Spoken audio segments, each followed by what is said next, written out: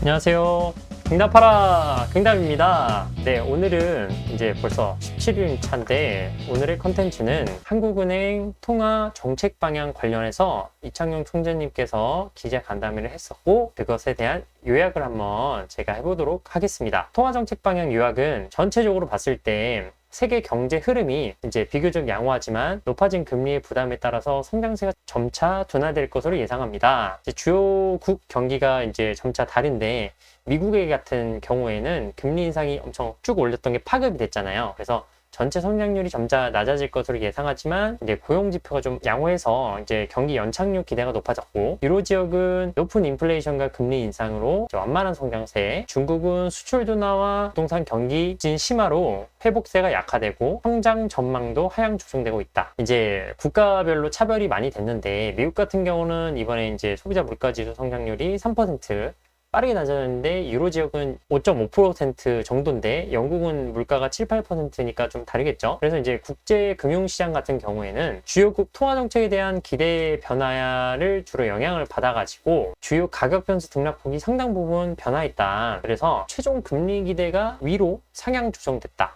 제가 어제 올렸던 뉴 노멀처럼 똑같이 이제 상향됐다라는 거죠. 이 기자 간담회 같은 경우는 저번 주에 했었어요. 7월 14일 날 한국은행에서 이제 유튜브로 정상적으로 올려줬었고요. 그러니까 이제 장기 국채 금리가 상승하니까 꾸준히 FOMC 회의에서 2차례 정도 인상 가능성을 말을 했고, 강세를 보이다가 최근 고용과 물가 둔화 등으로 약세를 나타내고 있다. 이 중에 이제 국내 경기는 수출 감소세가 둔화되고 다소 완화되는 모습인데 국내 소비가 조금씩 완만한 회복세고 IT 쪽도 부진 완화로 수질이 개선되면서 성장세가 점차 회복돼서 금년 중 성장률도 지난 전망치와 같을 것으로 본다네요. 다만 상반기는 이제 당초 예상을 소폭 상회했고요. 하반기는 중국의 더딘 회복 등으로 이제 성장 경우의 불확실성이 커졌다. 국내 물가는 이제 그 석유 가격에 영향을 많이 받아서 이제 석유 가격이 떨어지고 개인 서비스 상승률도 낮아지면서 둔화가 됐었는데 근원 인플레이션도 상당폭 하락이 됐지만 8월 정도에는 다시 3% 정도 위로 올라갈 것으로 보시더라고요. 누적된 비용 증가 압력과 양호한 서비스 수요 등으로 지난 전망치를 소폭 상회할 것으로 전망을 했습니다. 1,300원까지 올라간 달러 원 환율이 이제 다시 1,200원대로 내려왔는데 가계부채와 주택시장은 가격 하락폭이 크게 축소됐고 거래량도 늘어났고 아파트 시장은 상승 전환했으며 이에 대출 증가로 나타나서 5, 6월에는 증가가 확대됐다. 기준금리를 3.5%로 동결했는데 아마 상당 기간 목표 수준을 상회할 것이라고 하시네요. 현재 긴축 정책을 지켜봐야 하고 주요국의 가계대출도 지켜봐야 되고 금통위원회 만장일치다. 향후 물가가 안정되려면 상당한 기간이 필요할 것이고 상당 기간 긴축 기조를 유지해 나갈 것이다. 그리고 국내 외환의 불확실성도 여전하고 가계부채도 지켜봐야 되니까 인플레이션의 둔화 속도, 금융안정의 리스크, 성장의 하방 위험, 주요국 통화정책의 변화와 국내 외환에 미치는 영향 등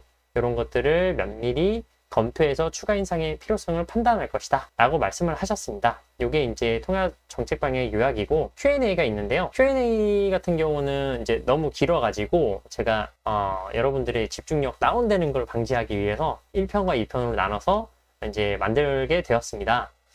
첫 번째 질문 같은 경우는 이제 저희 나라가 이제 GDP 대비해서 가계 부채가 높지 않느냐. 근데 이제 금융당국의 이제 정책이 아직 나오지는 않았지만 지금 현재 단기적인 부동산 시장의 연착륙을 위해서 어떻게 가계부채 증가가 아직 정책적으로 필요하지 않는 정도의 수준이냐, 필요한 거냐, 아니면 대책을 강구하느냐, 필요성이 있는 거냐 이렇게 물어봤어요. 총재님께서는 단기적인 부동산 시장의 연착륙을 위해서는 단기적으로 필요하다. 근데 중장기로는 GDP 대비 부채 비율을 낮춰야 된다라는 말을 하셨어요. 통화정책의 목표 중 하나로 금통위와 나의 목표도 거시적 대응을 균형 있게 추진해야 나가는 상황입니다. 그래서 지금 정부가 하는 거는 이렇게 사건이 터졌다라고 하면 마이크로 대응을 한다는 거. 예를 들면은 작년에 레고랜드 사태, 부동산 PF 금융과 역전세, 그리고 이제 새마을 금고 이 세 가지를 사례를 들어서 설명을 하셨는데요. 예를 들어서 부동산 PF 금융 같은 경우는 24시간이 지나지도 않아서 50조 플러스 알파로 바로 대책을 마련했었고 역전세에 대한 정책도 7월 말에 나오죠. 거의 아파트를 위한 정책이지만 대출을 받아서 사용은 못하지만 나가는 임차인한테 반환할 수 있는 정책을 사용하고 있습니다. 그리고 새마을금고 같은 관련에는 새마을금고 전체가 다 나쁜 게 아니라 금고 안에서도 어떤 지점은 양호하고 어떤 지점은 조금 레버리지를 많이 써서 위험하다. 위험이 있는 익스포저 된 지점만 도와주면 된다. 근데 그 지점도 어떻게 하냐? 그러면은 새마을금고가 가진 담보가 있을 거 아니에요. 그 익스포저가 된 그 금고 지점에 채권을 한국은행이 사서 이제 본점에 파는 거죠. 왜냐면 담보가 튼튼하니까, 그리고 사줄 수가 있고 경쟁력이 있으니까 이렇게 마이크로 대응을 한다는 거예요. 그래서 예를 들어서 지금 이렇게 뭐 예금이나 뭐 자기가 알아서 빌려야 될 거를 왜 금융당국에서도 이렇게 역전세 대책을 왜 해줬냐, 너무 빨리 풀어준 거 아니냐라는 질문에는 단기적으로는 자금의 유동성이 필요하기 때문에 해줬다라는 거야. 그리고 중장기적으로 낮춰가야 되지만 단기적으로는 이 연착륙을 맞추기 위해서는 필요하다는 입장이었습니다.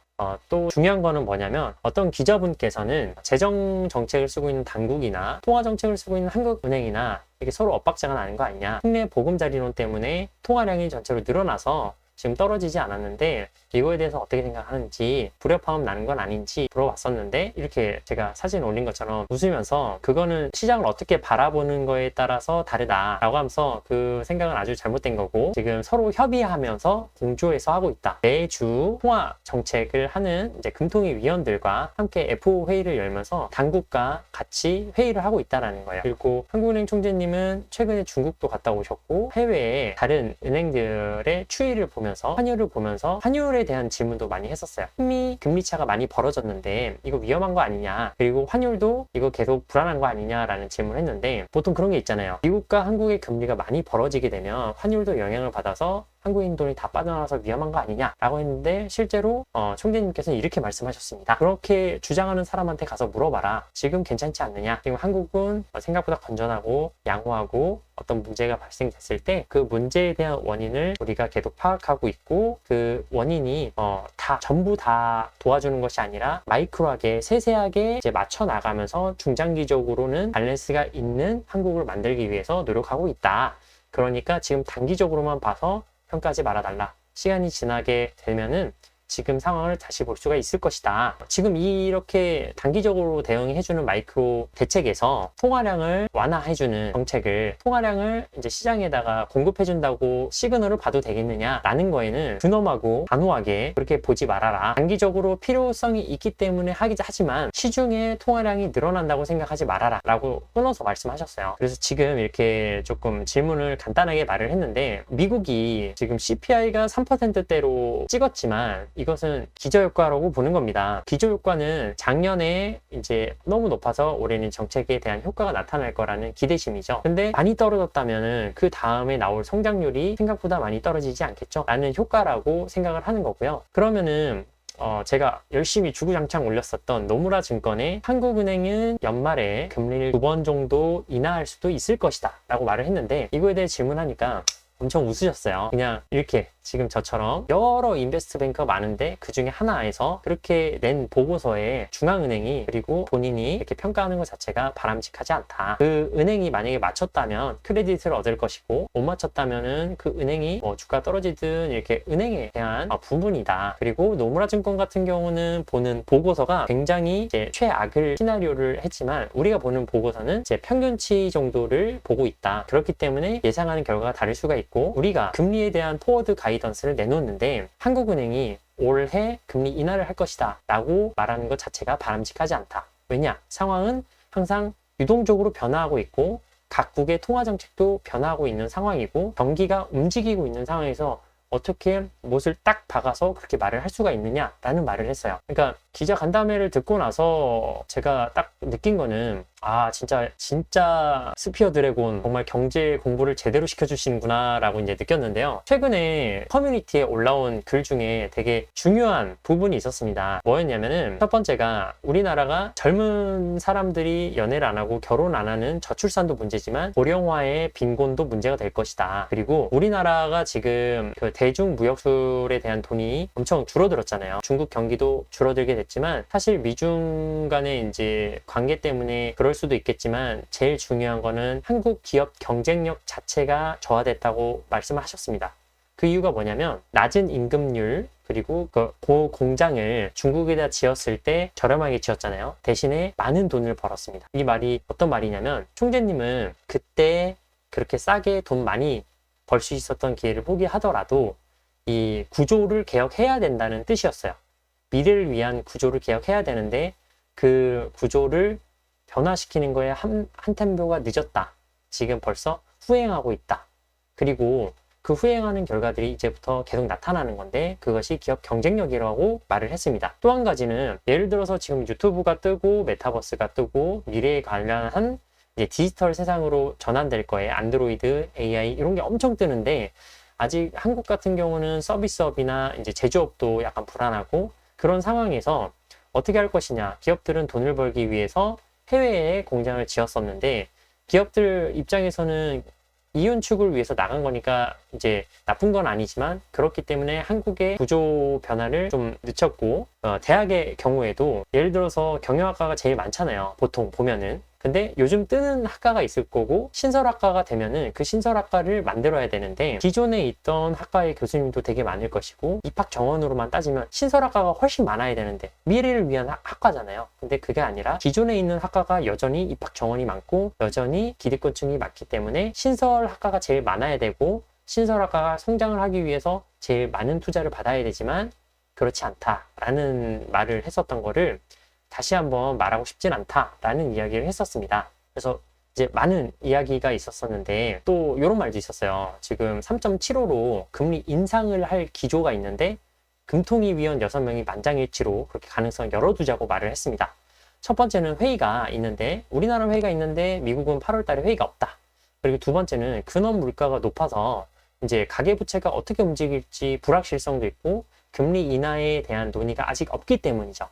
그래서 예측하기가 굉장히 어려운 하이텍 섹션에 관해서도 미국과 어떤 협상을 하느냐 그런 분위기가 달라지는데 이런 부분은 미중 관계에 따라서 한국이 그래도 반사이익을 누리지 않을까라고 해서 이제 1% 초반대의 경제 성장률을 봤던 거고 노무라는 마이너스로 봤기 때문에 금리 인하를 연내 2번 할 것이다 라고 말을 한 거예요. 그리고 이제 오늘 오은영 팀장님께서 에세이를 또 올려주셨는데 일본에 관한 얘기였어요. 요약을 하자면 지금 일본만 거의 이제 장기 국채에서도 0.38 그러니까 1%가 안 되는데 미국과 거의 5%가 차이가 납니다. 금리 차이가. 근데 이 상태에서 지금 한 15개월 정도를 통화 정책을 완화하는 정책을 쓰고 있는데 미국이 만약 한 번 더 올리면은 일본 은행 역시도 지금 변화가 있을 수 있다. 그리고 YCC라고 있어요. YCC는 일본 은행에서 쓰는 통화 정책인데 금리 하단과 금리 상단을 어떤 기준 상단과 하단에서 이 상태에서 금리가 왔다 갔다 하게 장기 금리가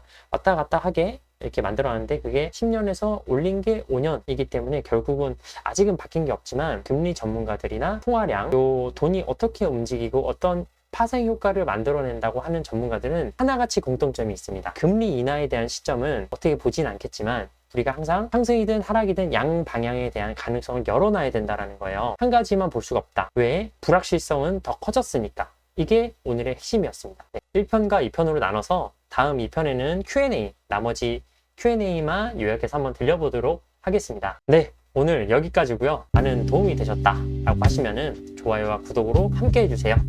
감사합니다. 다음에 또 만나요.